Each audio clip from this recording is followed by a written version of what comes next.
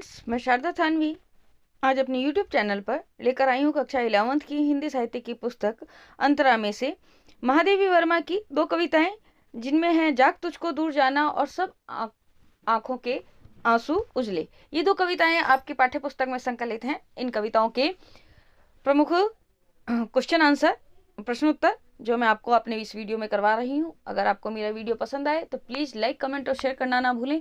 Channel को भी subscribe करना ना भूलें ताकि मेरे आने वाली वीडियो आपको समय समय पर उपलब्ध हो सकें और आप उनका लाभ उठा सकें।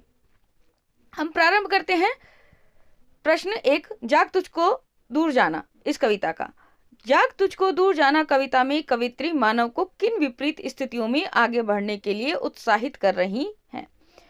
तो इसका उत्तर है, जाग तुझको दूर जाना कविता में कवित्री ने जिन परिस्थितियों में मानव को निरंतर अपने लक्ष्य की ओर बढ़ने के लिए उत्साहित किया है वे निम्नलिखित हैं।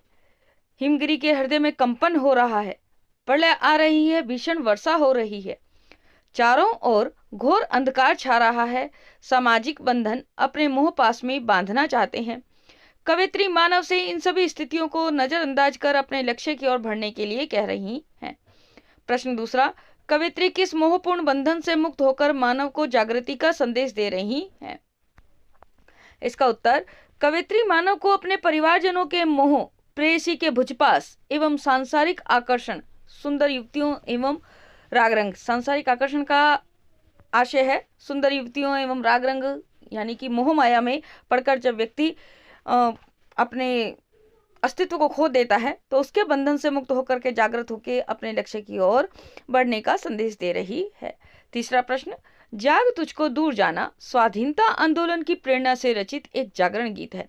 इस कथन के आधार पर कविता की मूल संवेदना को लिखिए। कवित्री महादेवी वर्मा द्वारा रचित इस गीत में वे देशवासियों में विभिन्न परिस्थितियों में सदा संघर्षरत रहते हुए अपने लक्ष्य की ओर निरंतर बढ़ते रहने की प्रेरणा देती हैं।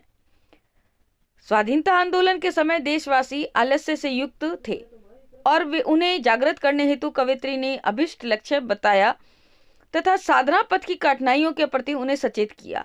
यही मूल संवेदना जाग तुझको दूर जाना गीत में स्पष्ट रूप से परिलक्षित होती है। इस गीत में कवित्री ने देशवासियों से कहा है कि उन्हें कठिनाइयों की भीषणता से घबराना नहीं है और न ही कोमल बंधनों के मोह पास में बंधना है तथा सुंदरी स्त्रियों के आकर्षण जाल से भी भ्रमित नहीं होना है। ये सभी परिस्थितियां लक्ष्य प्राप्ति के मार्ग में रुकावट पैदा करती हैं। कवित्री देशवासियों को असफलता में भी आशान्वित रहने के लिए प्रेरित करती हैं। अतः वे जीवन की सत्यता का उल्लेख कर देशवासियों में दृढ़ता का संचार करती हैं, जो उनकी गीत की मूल संवेदना है।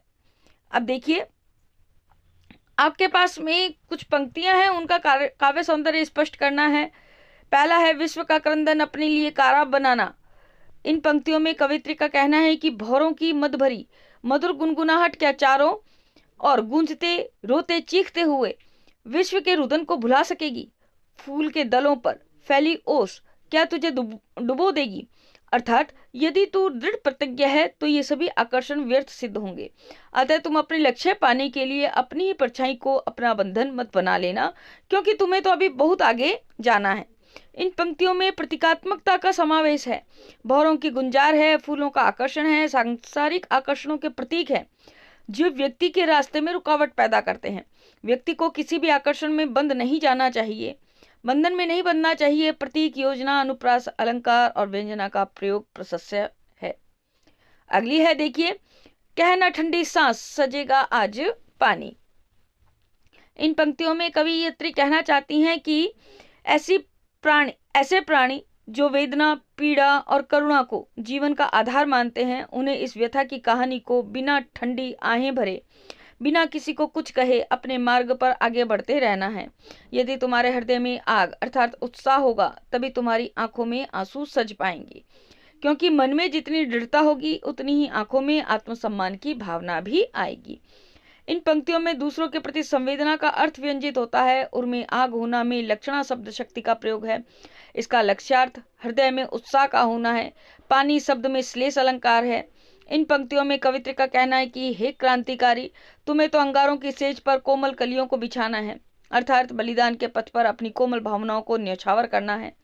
अंगार सैया पर मृदुल कलियां बिछाना में विरोधाभास अलंकार है। अंगार सैया में रूपक अलंकार है। शैली भावपूर्ण एवं प्रतीकात्मक है। 5 नंबर क्वेश्चन, कवित्री ने स्वाधीनता के मार्ग में आने वाली कठिनाइयों को इंगित कर मनुष्य के भीतर किन गुणों का विस्तार करना चाहा है, कविता के आधार पर स्पष्ट कीजिए। जाग तुझको दूर जाना कविता के आधार पर कवित्री स्वाधीनता के मार्ग में आने वाली भीषण कठिनाइयों की चिंता न करते हुए कोमल बंधनों के आकर्षण से मुक्त होकर अपने लक्ष्य की ओर निरंतर बढ़ते रहने के लिए देशवासियों का आह्वान करती है।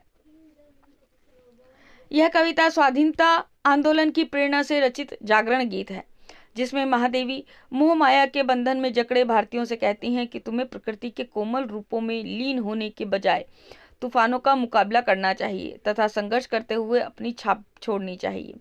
सांसारिक सामान्य बंधन कर्म पथ से विचलित करते हैं। ये हमारे लिए कारागार के समान है।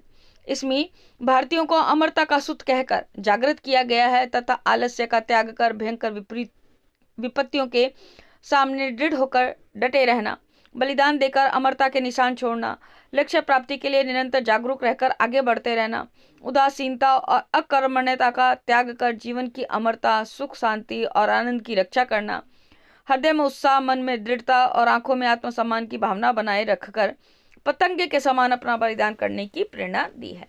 तो ये हमारे प्रश्न उत्तर हुए महादेवी वर्मा द्वारा रचित जाग तुझको दूर जाना कविता से।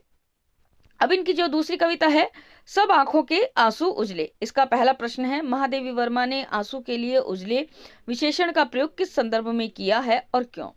महादेवी वर्मा ने आंसू के लिए उजले विशेषण का प्रयोग उनकी पवित्रता और सात्विकता के कारण किया है, क्योंकि सभी कल्पनाओं में सत्य पलता है और सत्य कभी भी आधारहीन नहीं होता। उस भावना को व्यक्त करने वाले आंसू हमेशा पवित्र उजले होते हैं और हृदयगत सात्विक भावों को व्यक्त भी करते हैं। प्रश्न 7, सत्यों को सत्य रूपों में ढालने के लिए कवित्री ने किन यथार्थपूर्ण स्थितियों का सामना करने को कहा है? इसका उत्तर, सपनों को सत्य रूप में ढालने के लिए कवित्री ने निम्नलिखित यथार्थपूर्ण स्थितियों का सामना करने को कहा है। दीपक की भांति जलते रहना, फूल की तरह खिलना, कठोरता में भी करुणा की भावना रखना, सागर और झरने की तरह सर्वजन हित की भावना रखना, जीवन सत्य को समझना, प्रत्येक व्यक्ति के अपने अपने अलग स्वभाव की सच्चाई को जानना। अब देखिए अगला क्वेश्चन है जो आपके पास में, काव्य सौंदर्य स्पष्ट कीजिए। 9 नंबर क्वेश्चन, संस्कृति के प्रति पग में मेरी एकाकी प्राण चला। इसका काव्य सौंदर्य जब हम स्पष्ट करते हैं तो 2 बिंदुओं में करते हैं, एक भाव शिल्प और एक जो आता है हमारे पास में कथा शिल्प।